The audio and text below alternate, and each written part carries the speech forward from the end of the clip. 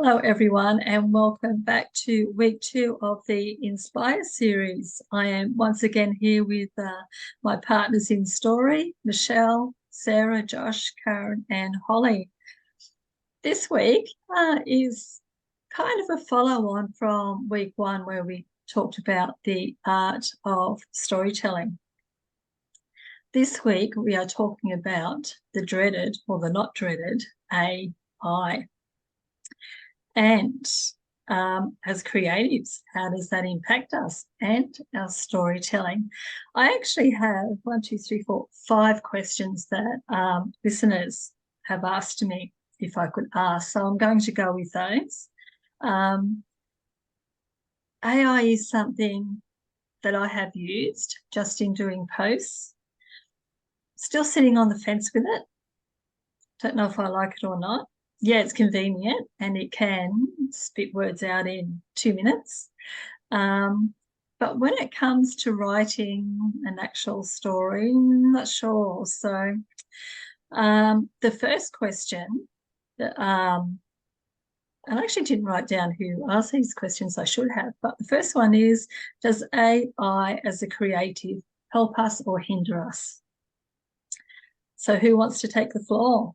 It's Sarah. I just say we've got the AI summit in the UK at the moment. Okay. So when I saw this was the episode, I was like, yes, because we've got Elon Musk over, all the big leaders are there discussing AI. So who have they got there? They've got politicians, academics, computer scientists, and tech executives. No writers. No creatives. No creatives. So I really hope that they listen to this episode and just hear what we've got to say, because as soon as I was like, of course, as soon as I heard that, of course, that's who you've got discussing it. And I do get that, because I think they're looking from kind of a risk and opportunities perspective. And that seems to be what they're saying at the moment. Yeah. It's about they're looking at the risks, but also the opportunities. And I do get that. And, they are worried. The people that have invented it are worried, what could become of it, because they've invented this thing. But obviously, as with everything, it's the people that are using it and where it can be taken. So I definitely feel like there's some big risks that are coming. But just from our point of view as a creative, and to sort of answer that question, it is scary.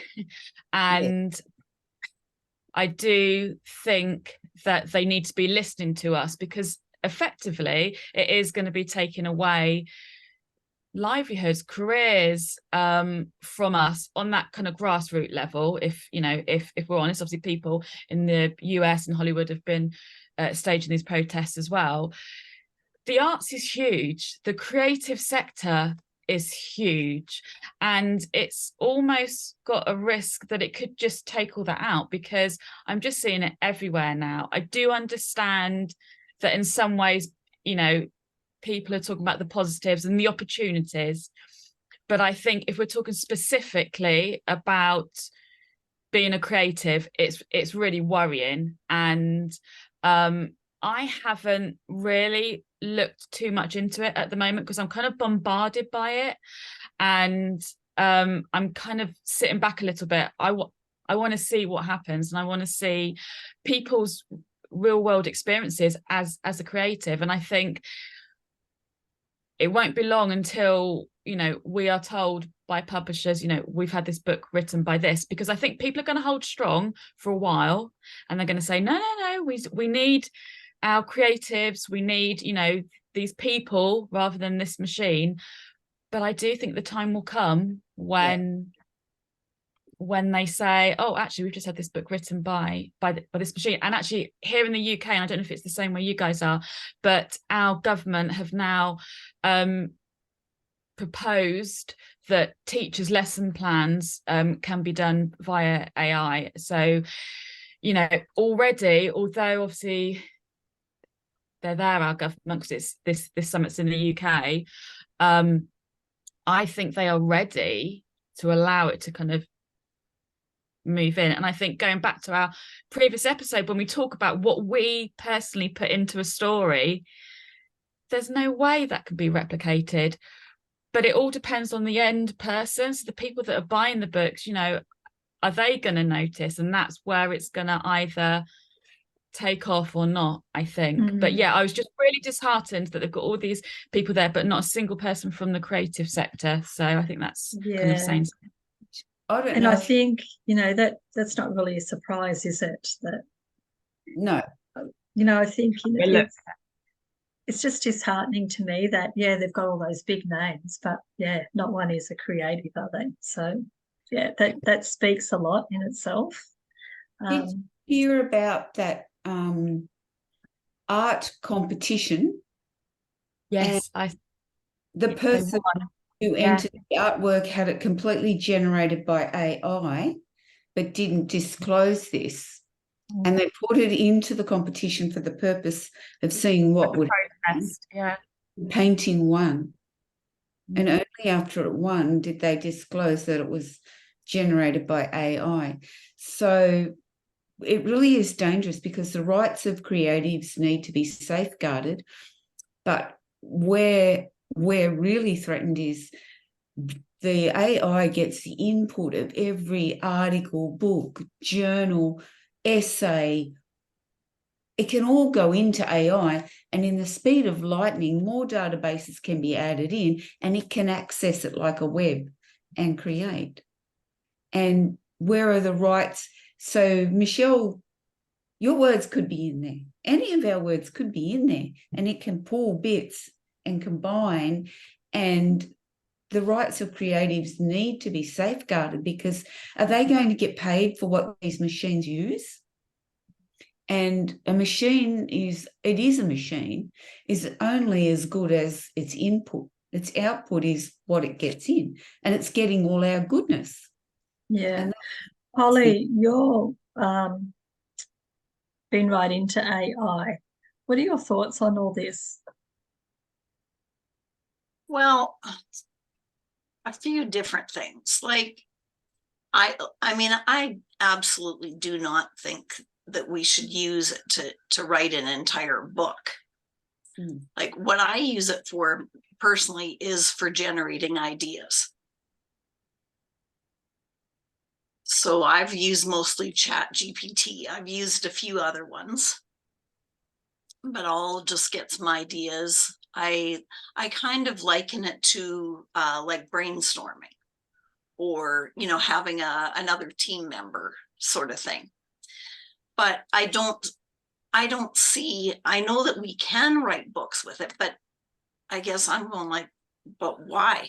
But why would we? And like when it comes to anything, any type of awards or anything like that, like that is already being put out there. Like, nothing AI generated is going to be awarded. So I think that's also in our favor. I think we need those government people at the table to put some regulations in. Like, I think we need that internationally. I know there has been some work in that, but I don't think enough. I don't think that people had any idea that it was gonna take off like it has. Like, so many, like, really the generation of metaverses, which really all of this is so related. And there's, you know, it's so hard to see like where it's kind of gray as to how these all overlap. So there's the metaverse, there's Web3, there's blockchain, artificial intelligence, all of those. I think it was anticipated that the metaverse component was really going to grow. And that was the part that I was really attracted to initially. And one reason was that I started having meetings in the metaverse. And I just loved those meetings. Like, they just went, like, my favorite part about them was that you didn't get tired. Like, that exhaustion, like, I mean, all of us, every person I think in the world experienced all those crazy meetings, won't say what kind, but I mean, some kind of online meeting, and you just get so exhausted. And you couldn't even sometimes, you couldn't really even put your finger on, like, what was it so much that was exhausting you? And then I started having these ones in the metaverse. I'm like, wow, the time would just like that. Someone would be saying, you're in a 1 hour meeting. Someone would be saying, well, we've got to wrap it up. Like, we've got like 10 minutes left. And you're going like, what? It's just a very different experience. So that part I thought was going to be really good for us. But I think all of this generation, the AI generation, kind of got ahead. It's kind of like, the horse and the cart. And all of a sudden, the horse is way ahead and racing. And then it's like, okay, now it's it just sort of feels like an explosion. Like, I know I was trying to keep up, just, try to do more things. Like, I thought like every week I'll try and do some little thing, but it's hard to keep up with all that. It's just evolving so fast. It is. Yeah, it absolutely is. Another question I have from a listener is, can the language of AI be as captivating as ours in story? Okay. It's a big question. Just thinking of all your works, like I've read all your stories. I personally don't think so. There is no way you could generate, AI could generate. Thinking of your Sass and Trash series, Michelle, and your mouse books, and Josh, your books. There is no way, I don't think, I don't know AI all that well, but there is no way they could, because they are so personal. I don't know, that's just my thought, that there's no way AI could I don't think it could do it captivate yet. the language. It's the language. It could give it time. Yeah. It could do that, because the more it draws on all the different inputs, as Karen was saying, all the different resources that it's pulling on.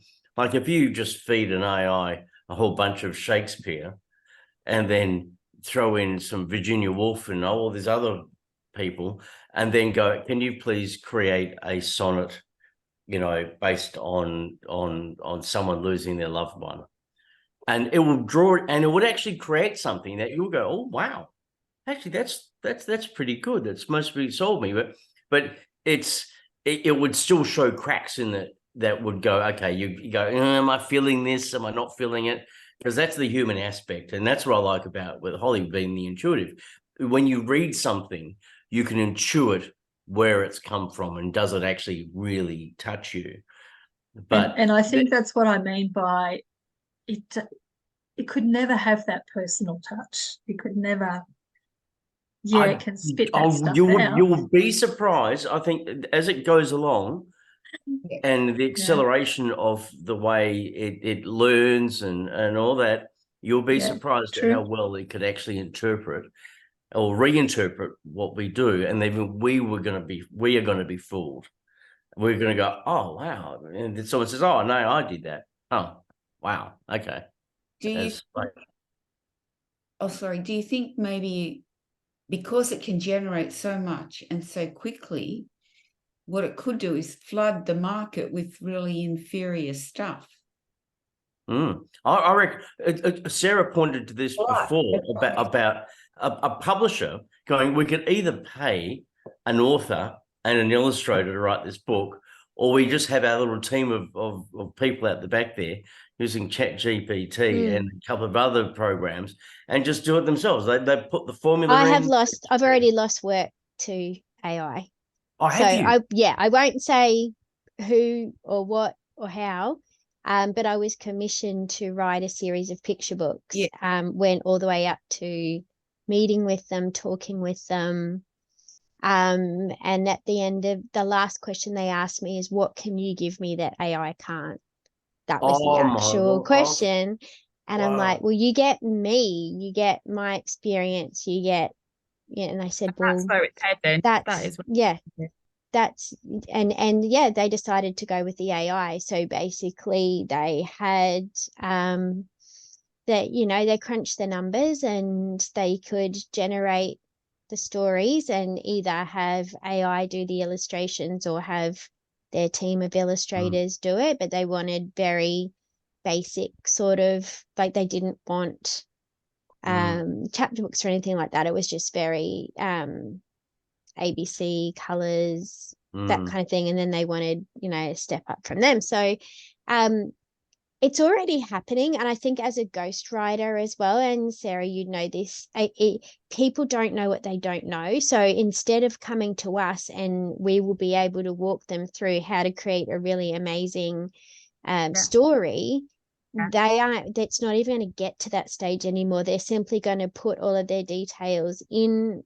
one of these AI platforms and generate the work. So it's I've definitely seen it impact personally in that I'm getting jobs that I used to get, even from an editing perspective. People are using AI to edit their work as well.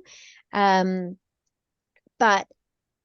I think it goes back to what Karen was saying, is that the end product would never be as good as if you had somebody who has lived experience and professional experience to actually go through that and give it heart and give it soul, which, even though AI is very good, I still think that there's that thing where you read a story about an author and then the author can tell you the process of how they wrote the story, what inspired it, the, you know, the everything that they went through to kind of craft this story, that, you know, the art of storytelling, that's going to get missed. And my son is a high school teacher and he uses AI to draft his lessons. They're allowed to use AI in school as long as they change 20% of what the AI created, then technically it becomes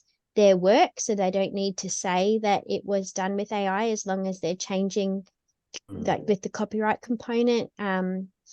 That's across the board at university and schools. That's all coming in. So I think, yeah, it's a really interesting thing because it is an amazing tool. There's so many aspects of it that really help you.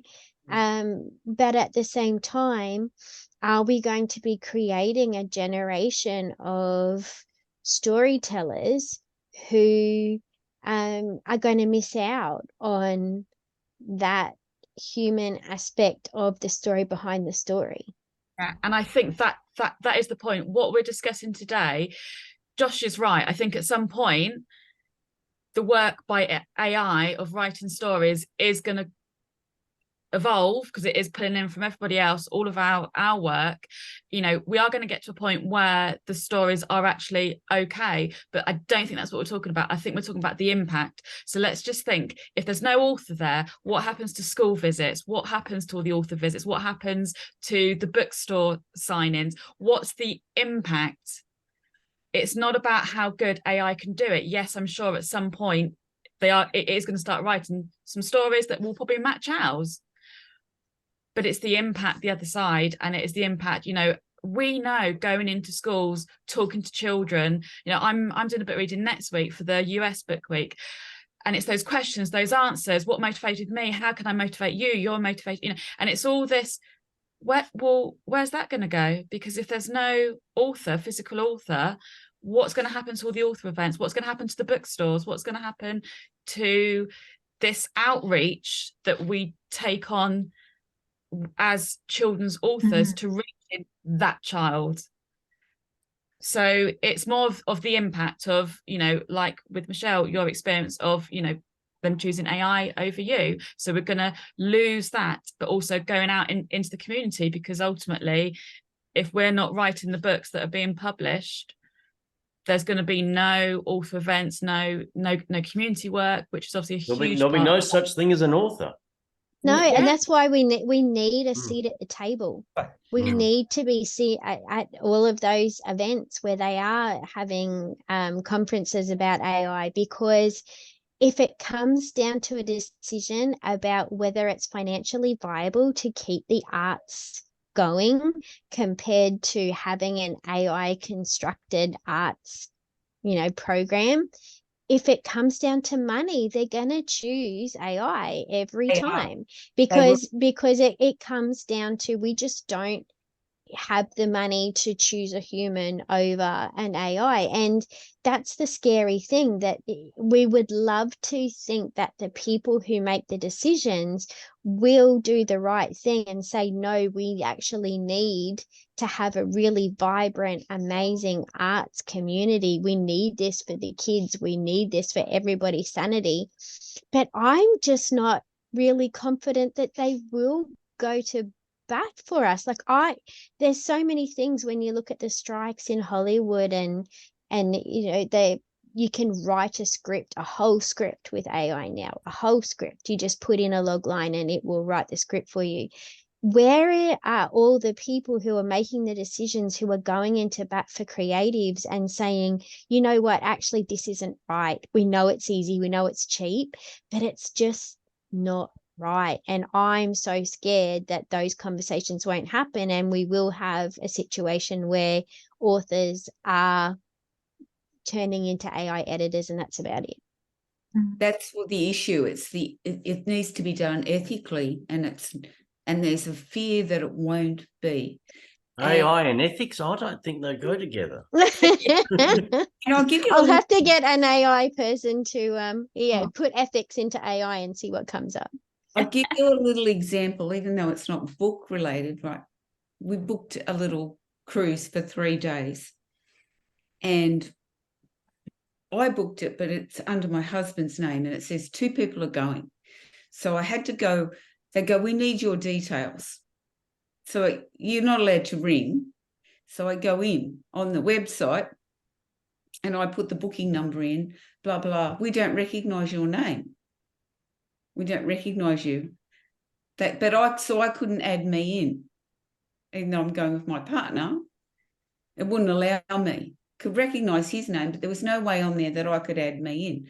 So then it does the troubleshooting things that's programmed to, and that didn't work. So then it goes on to the bot chat. So I'm on there. That didn't work. And in the end, I said, I just want to speak to a human. Yeah. And if I'd been allowed to speak to a human in the first place, it's a phone company. It took a few minutes. But it took all of those steps before I could get to the human. And that's jobs, So it's not just us, it's every industry. It's whatever you do, whether you're ringing up about insurance policy, you're talking to bank, the shops, you go to the shops, they want the robots there, they don't want the shop. It's not just us, it's everybody, and the ethics of it need to be considered. And what's everybody going to do when they can't earn money and they've got all this time? Holly, as an intuitive and listening to all this, and as someone who's used AI, are you scared like Michelle is? And I think for me, it's how do we nurture our next generation of creatives? If all this is happening and they are growing up with AI, being exposed to AI so much, how do we nurture the kids like we do to today? If there's no author visits, if there's no, I don't know, just wondering what your thoughts are on that. Yeah, I mean, I don't agree with, I think it has a very small place. I don't think that it should be taking over the whole thing. Like there's like little things that I thought were going to be more the emphasis, were going to be things like how they use avatars to help people with different situations, like say someone that is maybe very introverted and they want to you know, to encourage them to speak up and that kind of thing. Or like when they're doing work in, say, in the medical field, I was hoping that they were going to use, it's my understanding that they are doing some of that. So rather than experimenting on people, practicing, I guess not experimenting, but practicing on people, that they would use avatars to do that. And I was hoping that those were the kind of things that we were gonna see used more, and kind of more like aids, but not, I thought they were going to aid. That, I think, is the key word. They were going to be aids to us, not taking over. I mean, I'm really shocked at how much, and even that you've already lost work too. Yeah. You know, I can't imagine. Well, it's just changing. Like, it's like every day something is changing in it, right? It's just exploding, isn't it? Yeah. Josh, you nurture the younger generation. Well, as someone who You do like school visits, you go, you talk to them. Yep. The Look, I know. impact on you must be huge. Yeah, look, I know the everything changes, everything evolves. I mean, like Michelle, I was a radio copywriter, and basically that got taken over by AI. And I was thinking, okay, well, that can do that, fine, fair enough. But as the role of a creative, you know, going to schools and talking about creativity and inspiration and stuff, I think that is so important. That is, you know, you look on the kids' eyes, you know, we've all gone to schools, we've all spoken to kids, and you tell them the stories and they just go, wow. And AI can't do that. AI can't touch a kid's heart to go, oh, I want to do that. I want to be that person. I want to write my own story. I want to draw pictures. I want to be a writer or an illustrator, or I just want to follow whatever it is I want to do. AI can't do that. And we can. And I think what the trick is where we're going to find this balance. And I don't know. We'll all have to become like vigilante authors where we just like go around and use pencils. Yeah. I think break the mold. Okay, love it. Balance is the key word, though. It's like, I think, you know, one of the questions was, do we accept it or do we fight it? Well, obviously, we're going to fight it from this conversation. But we have to accept that it's there. We have to accept it and use it to our own benefit. Yeah. But where the line is drawn, you have to then fight wherever that line is drawn. Yeah. Set some boundaries. It's going to make everything it already is, with Michelle's example, everything harder. Creatives, and does it mean it's fair? You know, creatives already work very hard for very little. Tell me about it. That's why I think that's a whole nother episode. Yeah, I know. Please, can we do that one? Let's not start this one now. No, but it's, you've got to remember what it's doing. Like, it's taking away even more of what you do. Yeah. It's going to make it harder. It already is hard. Yeah. And that's the reality of it. So I guess you can't stop progress, but you would hope that the rule makers take into account that it's done. We need to get some creatives in these summits, these AI summits. It's not all about the academics and the government. Yeah, I agree, Sarah. Yeah, you're right. Sarah, you need to go crash that conference. Yeah, I'm going now. It's Bletchley where they did the code breaking in the World War II, so they're all there. I'm going to Just go and knock on the door, say, excuse me, I think you forgot to invite me. I'm here. It comes down to money, like Michelle said. Yeah. It does. It always comes down to funds, unfortunately. All right. I think we might actually stop the conversation there. It's been a good one, a really interesting one. Yes, it's here to stay. We do need to find that balance. Whilst AI can write for us, he can't write from our hearts. And I think that's what we have to remember. And it so much cannot replace our visits, our chats with kids, our chats with one of the authors. It's come so far, but it still has a long, long way to go. So thank you, everyone, for your input again tonight. And I'll see you all again in week 3. So bye for now. Bye.